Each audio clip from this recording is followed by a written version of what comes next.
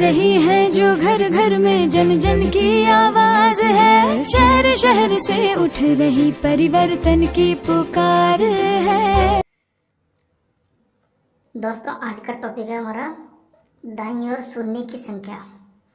दाईं ओर शून्य की संख्या ये अपने आप में कोई टॉपिक नहीं है। यह है आपके गणित की रीजनिंग बोल सकते हैं, गणित के अंकों को मानसिक योग्यता की बात कर सकते हैं। तो उस प्रकार के प्रश्न है।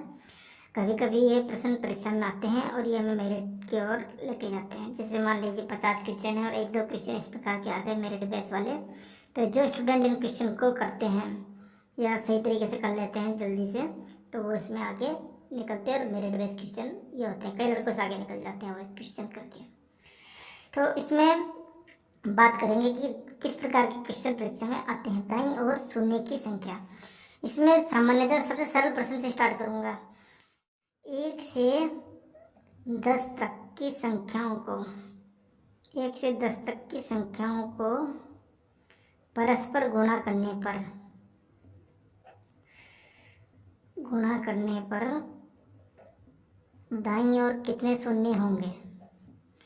दाईं ओर कितने शून्य होंगे?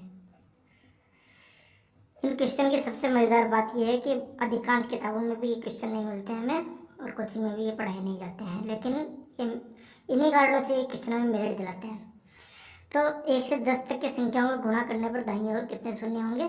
तो इसको इस प्रकार से करते हैं, 1 × 2 × 3 4 5 6 7 8 9 और ये 10। इनको अगर परस्पर गुणा किया जाएगा तो परस्पर गुणा, तो 1 को 2 से 2, 2 को 3 से 6, 2 3 से 6 चौक 24। तो यहाँ तक तो हमारे पास हुआ 24, मतलब हमें यहाँ तक 0 की प्राप्ति नहीं हुई है। तो इसमें मैं आगे और बताना चाहूँगा कि 6 को 7 से करते हैं, 6 से 42 होता है, तो यहाँ भी 0 नहीं मिल सकता। 7 × 8 = 56, यहाँ भी 0 नहीं मिलेगा। 8 × 9 = 72, यहाँ भी 0 नहीं मिलेगा। यानी इनको भी गुणा करने पर हमें 0 नहीं मिलता है। तो 0 मिलने के लिए शर्त क्या है कि जैसे ये 5 × 2 का सेट है, तो यहाँ हमें 5 × 2 करने से 10 की प्राप्ति हो गई। तो जब भी 5 × 2 के सेट हमारे बनेंगे तो हमें एक 0 की प्राप्ति होती रहेगी। तो इसमें हम एक 0 की प्राप्ति तो यहाँ से हमें हो चुकी है, और 5 तो है ही हमारे पास में ये, और इसमें से कोई भी एक 2 उठा सकते हैं। मतलब परस्पर गुणा तो हमें करना ही है। इस 2 से गुणा कर लो। ये 4 है ना, ये 2 × 2 होता है। ये 6 है तो ये 2 × 3 होता है। ये 8 है तो 2 × 2 × 2 होता है। तो इस प्रकार से 2 तो हमारे पास बहुत से हैं, लेकिन 5 एक ही है, तो 5 के भी उतने सेट और 2 के भी उतने सेट। ये जब हमारे पास होंगे तो हमें 0 की प्राप्ति हो जाएगी। तो ये हमारे 5, एक सेट मैंने कहीं से भी ले लिया, ये मान लीजिए। तो 1 0 तो यहाँ बन चुका, 1 0 यहाँ बन चुका। यानी 1 से 10 तक की संख्याओं को गुणा करने पर दाईं ओर कितने 0 होंगे? 2 0 हमारे पास होंगे। अब इसी क्वेश्चन को मैं थोड़ा सा और आगे ले जाना चाहूँगा आपके पास में। 1 से 20 तक की संख्याओं को परस्पर गुणा करने पर, तो 1 से 20 तक की संख्याओं को, 1 से 20 तक है ना, क्वेश्चन वही रहेगा एज इट इज, बस यह है कि 1 से 20 तक। तो 1 से 20 तक की संख्या होगी, ये तो हम समझ चुके हैं कि 5 × 2 के सेट जब होंगे तो हमें 0 की प्राप्ति हो जाती है। तो अब 1 से 20 में 5 × 2 के सेट कहाँ कहाँ हो सकते हैं? 2 के तो देखो हमें बहुत सारे मिल जाएंगे, हमको 5 के ही खोज लेने हैं। तो एक तो 5 में मिलेगा, 1 से 20 जा रहे हैं ना, और एक 10 जो होगा उसमें मिलेगा, एक होगा हमारे पास 15 जो होगा उसमें मिलेगा, 20 जो होगा उसमें भी आपको मिल जाएगा। बाकी इसके अलावा आपके पास 1 2 3 4 में कहीं भी आपको 5 नहीं मिलेगा, 6 7 8 9 में कहीं 5 का सेट नहीं मिलेगा, 11 12 13 14 में नहीं मिलेगा, 16 17 18 19 में भी आपको नहीं मिलेगा। तो इस प्रकार से ये आपको यहीं केवल मिलेंगे, मतलब इतनी जगह। तो ये 5 × 2, ये 5 × 3 और ये 5 × 4। और देखो 5 × 2 का एक सेट ये रहा, 5 × 2 का एक सेट इसमें अंदर भी है। 5 × 2 अगर आपको चाहिए तो 2 हम कहीं से भी ले सकते हैं, क्योंकि ये 1 × 2 × 3 × 4 × 5 इस प्रकार से संख्याएं आपकी चल रही थी, तो हम और ले सकते हैं। इस हो गया, इसको भी हम इसी प्रकार से ले लेंगे। तो 1 2 3 4, तो 4 सेट आपके पास में हो गए हैं। तो यानी 1 से 20 तक की संख्याओं को गुणा करने पर हमारे पास कितने शून्य होंगे? 4 शून्य प्राप्त हो जाएंगे। अब इसी क्वेश्चन में मैं थोड़ा और आगे बढ़ता हूँ, क्योंकि अब मैं आपको सूत्र बनाना बता दूंगा, इसका सूत्र क्या है।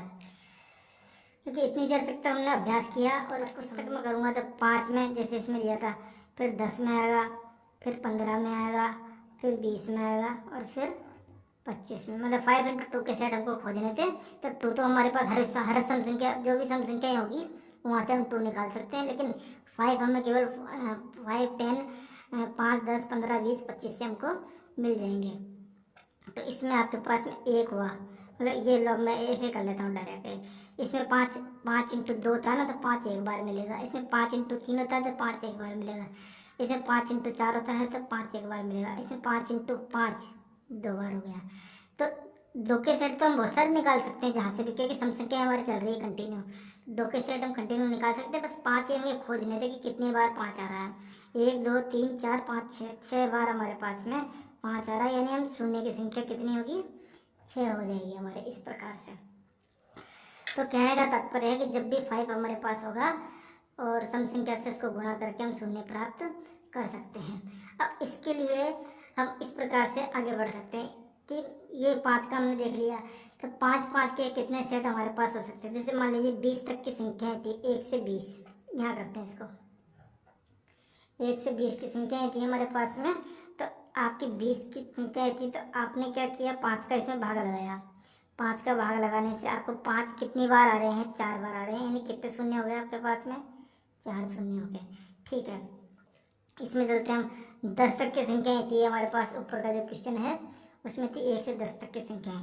तो 10 तक की संख्याओं में हमने 5 का भाग लगा दिया, कितने आ गए आपके पास में, 2, और कितने शून्य थे, 2 शून्य। तो यहाँ तक हुआ हमारा। तो ये कन्फर्म हो गया कि 5 का भाग लगाकर हम ये पता कर सकते हैं कि कितनी बार इसमें 5 आ रहा है। अब मतलब 5 का भाग लगा के, तो ये 4 बार हुआ इसमें। अब इसमें 25 की बात करें, तो 25 की मैं बात करूँगा तो 5 का भाग लगाने से आता है आपके पास में कितना, 5। लेकिन जब हमने 1 से 25 तक की संख्याओं को आपस में गुणा किया था, तो हमारे पास कितने शून्य आ रहे थे, 6 शून्य हमारे पास आ रहे थे, लेकिन यहाँ पे हो गए कितने, 5। ये 5 इसलिए आए हैं कि 5 का भाग आपने लगाया है केवल। लेकिन 25 एक ऐसी संख्या थी जहाँ 5 × 5 का सेट मिल रहा था। ये देखिए 25 में 5 × 5 2 बार था, इस प्रकार से। तो 25 में आपके पास होगा, तो इसको हम इस प्रकार से आगे बढ़ेंगे कि 25 में फिर 25 का भाग, तो अब आपको मिलेगा कितना, 1। तो 5 तो यहाँ हो गया, 1 यहाँ हो गया। यानी अब मैं सूत्र की ओर जा रहा हूँ कि अब की बात ये थी कि 25 तक जो संख्याओं को हम परस्पर गुणा करते हैं, तो हमारे दाईं ओर 6 शून्य आते हैं, 5 यहाँ प्राप्त हुए थे, 1 हमें यहाँ प्राप्त हुआ। तो अब सूत्र पे हम जाते हैं। तो सूत्र का प्रयोग किस प्रकार से हमें करना है, जब 25 जब होते हैं आपके पास में, तो 5 × 5 का सेट आपको मिल जाएगा। उसी प्रकार से जब आपके पास में मान लीजिए 50 है, तो 50 में भी 5 × 5 × 2 ये होगा आपके पास में। उसी प्रकार से मान लीजिए 75 में मैं जाता हूँ, तो 5 × 5 × 3 करने पर मिलता है। और फिर आगे बढ़ता हूँ 100 में, तो 5 × 5 × 2 × 2 ये आपको मिलेगा। लेकिन है ना, देखो 25 से ही हमारे पास में 5 के 2 सेट स्टार्ट हो चुके थे। यहाँ पे सब में नहीं आएंगे, वो केवल 25, 50, 75, 100 में ही आपके पास आएंगे। यानी हम यूँ कह सकते हैं कि 25 का भाग लगा करके हम ये पता कर सकते हैं इसमें भी। तो एक फॉर्मूला जो सूत्र बनेगा हमारा इसी प्रकार से आगे की ओर बनेगा। जैसे 125 में हम जाते हैं, तो 5 × 5 × 5 ये, यानी मैं ये कहना चाहता हूँ आपके पास में कि 1 से 100 तक की संख्याओं को परस्पर गुणा करना है, तो दाईं ओर हमारे पास कितने शून्य होंगे। तो इसमें जिस प्रकार से मैंने बोला था कि 5 का भाग लगेगा, तो 100 में आपने लगा दिया था 5 का भाग, तो हमारे पास आ गया 20। तो 20 शून्य तो ये प्राप्त हो गए। लेकिन 25 जहाँ भी आएगा तो वहाँ भी हमको डबल शून्य प्राप्त हो जाएंगे। तो 25 जहाँ भी प्राप्त होगा डबल शून्य में प्राप्त होंगे। तो 100 में हमारे पास 25, 25, 25, 25 करके इस प्रकार से हमारे पास में 4 सेट हमें मिलते हैं। जैसे 25 के कहाँ मिलेंगे, एक तो यहाँ मिलेगा, एक यहाँ मिलेगा, एक यहाँ मिलेगा, एक यहाँ मिलेगा। मतलब 25 में, 50 में, 75 में, 100 में। तो आपके पास 1 से 100 तक की संख्याओं को गुणा कर देंगे, तो हमारे पास में कुल मिलाकर के आएंगे कितने, 24 जीरो आएंगे दाईं ओर। ठीक है, तो फॉर्मूला आप इस प्रकार से इसका याद कर सकते हो की संख्या, जो भी आपकी संख्या मतलब अंतिम जो संख्या है वहाँ पे हम जा रहे हैं। अंतिम संख्या में आपको भाग लगाना है 5 का, ठीक है। फिर अंतिम संख्या में आपको भाग लगाना है किसका, 25 का। और फिर आगे मैं बढ़ूंगा तो फिर अंतिम संख्या में आपको भाग लगाना है किसका, 125 का, क्योंकि यहाँ 5 × 5 × 5 3 बार सेट आ गए हैं। तो ये प्रक्रिया जो चल रही है, ध्यान से देखने पर हमें ये पता लग जाता है कि संख्या एक बार यहाँ 5 का स्क्वायर का प्रयोग करते हैं, एक बार 5 का प्रयोग कर रहे हैं, एक बार 5 के स्क्वायर का करेंगे, एक बार क्यूब का कर रहे हैं, एक बार 4 का करेंगे, एक बार 5 का करेंगे। जैसे हमारी आवश्यकता होगी उस प्रकार से हम इसको करेंगे। 1 से 500 तक की संख्याओं को परस्पर गुणा करें तो दाईं ओर कितने शून्य होंगे। जैसा मैंने आपको बताया है कि 500 में भाग लगेगा 5 का, 500 में भाग लगेगा 25 का, 500 में भाग लगेगा 125 का, 500 में भाग लगेगा मतलब 5 का, ये हो गया 5, ये 5 की 2 पावर 2, 5 की पावर 3, 5 की पावर 4, यानी होगा हमारे पास कितना, 625। तो यहाँ तो हमारे पास पॉसिबल नहीं है ये करना, तो यहाँ तक ही हम क्वेश्चन कॉल कर देंगे और हमारा आंसर आ जाएगा। तो ये हो गया आपका 500 तक, 1 से 500 तक के गुणा कर रहे हैं तो इसमें जाएगा 100 बार 1, फिर यहाँ देंगे पर तो 25 देंगे 50 0 20 बार, फिर 125 का भाग देंगे इसमें तो 100 भाग आपके पास में 125 में 4 बार तो 100 120 124। तो आप जब 1 से 500 तक की संख्याओं को गुणा करते हो तो दाईं ओर हमारे पास आएगा 124। तो हमारा सूत्र सीधा सीधा क्या हो गया है, संख्या में आपको भाग लगाना 5 का। ये प्रक्रिया आपको चलती ही जानी है। अंतिम संख्या है, ध्यान रखना आप, अंतिम संख्या है ना, अंतिम संख्या, और यहाँ भाग लगेगा 25 का, फिर अंतिम संख्या यहाँ भाग लगेगा 125 का, मतलब जो 5 5 2 5 3 5 4 है तो उस प्रकार से आपको प्रयोग करना है। मान लीजिए आपको दिया जाए कि विषम संख्याओं को, विषम संख्या मतलब 1 से 99 भी बोल देगा, 1 से 9 भी बोल सकता है, 1 से मान लीजिए 50 भी बोल दिया। 1 से 50 में विषम संख्याओं को परस्पर गुणा करने पर दाईं ओर कितने शून्य होंगे। तो देखिए 1 से हम ट्राई करते हैं, इसके अंदर 1 से 9 तक में कितने शून्य हो सकते हैं। तो 1 × 3 × 5 × 7 × 9, तो 5 का सेट हमें यहाँ मिलता है तो 1 0 नहीं आएगा, लेकिन फिर भी क्योंकि जब तक यहाँ 2 का सेट हमारे पास नहीं होता है, 2 नहीं होता है, तो 2 यहाँ भी नहीं है, 2 यहाँ भी नहीं है, 2 यहाँ भी नहीं है, 2 यहाँ भी नहीं है। तो इस प्रकार से हम ये कह सकते हैं कि जब भी विषम संख्याओं का आपस में गुणा किया जाएगा तो दाईं ओर शून्य आएगा ही नहीं है हमारे पास में कभी भी। 1 से 99 तक कर लो, 1 से 9 तक कर लो, 1 से 50 तक ये बोल तो रहा है, लेकिन 1 से 50 तक लिखते समय ये बोलेगा कि विषम, 1 से 50 तक में विषम संख्या है, तो आखिरी विषम संख्या आएगी 49। पहली विषम संख्या 1 3 5 7 9 इस प्रकार से बढ़ते हुए आखिरी में आएगी हमारे पास विषम संख्या 49। तो विषम संख्या को जब हम गुणा करेंगे तो 2 तो हमें नहीं मिलेंगे, लेकिन 5 मिल जाएंगे, लेकिन 5 मिलने से हमारा काम नहीं होगा, हमारा काम होगा 5 और 2 दोनों मिलने से। तो ये एक चीज़ हमारे कन्फर्म हो गई। अब इसके बाद हम चलते हैं सम संख्याओं को परस्पर गुणा करने पर बोले तो दाईं ओर कितने शून्य होंगे। जैसे 1 से 10 तक में सम संख्याओं को परस्पर गुणा करें तो दाईं ओर कितने शून्य होंगे। तो 1 से 10 तक की संख्याओं का जब हम गुणा करते हैं तो एक तो आएगा नहीं, 2 × 4 × 6 × 8 × 10, तो यहाँ पे 2 यहाँ भी मिलते हैं, 2 × 2 2 × 6 2 × 2 × 2 और 2 × 5। तो 2 × 5 जो मिला हमारे पास में, तो 5 का एक सेट हो गया और कहीं हमें 5 मिल रहा नहीं है, 2 तो हम चाहेंगे जहाँ से भी उठा सकते हैं। तो 2 × 5 जब होगा तभी हमें शून्य मिलेगा, यानी 2 से 10 तक की संख्याओं को परस्पर गुणा करने पर एक शून्य प्राप्त हमें दाईं ओर हो जाता है। हो सकता है डिजिट में बहुत बड़ी संख्या आती होगी, लेकिन है ना, दाईं ओर शून्य 1 आ जाएगा हमारे पास। उसी प्रकार से मान लीजिए 1 से 50 तक आपको बोल दिया जाए, तो ये तो कंफर्म हो गया कि अब आपके पास में सम संख्या आएगी तो 5 15 25 35 45 यहाँ आने वाली है नहीं, तो यहाँ तो अब ये आएगी 10 20 30 40 50 इस प्रकार से ही संख्या आएगी, मतलब आएगी तो 2 4 6 8 वो भी आएगी, और लेकिन जहाँ हमें 5 का सेट मिल सकता है वो संख्या केवल यही है। तो यहाँ 5 का सेट हमें ऐसे मिलेगा, यहाँ 5 का सेट ऐसे मिलेगा, ठीक है, इसमें 5 का सेट ऐसे मिलेगा इस प्रकार से। यहाँ 5 का मिलेगा 5 × 2 × 2 × 2, ठीक है। यहाँ मिलेगा 5 × 5 × 2। तो कहने का मतलब ये है कि यहाँ पे आपका एक बार 5 मिला, यहाँ एक बार 5 हुआ, यहाँ एक बार 5 हुआ आपके पास में,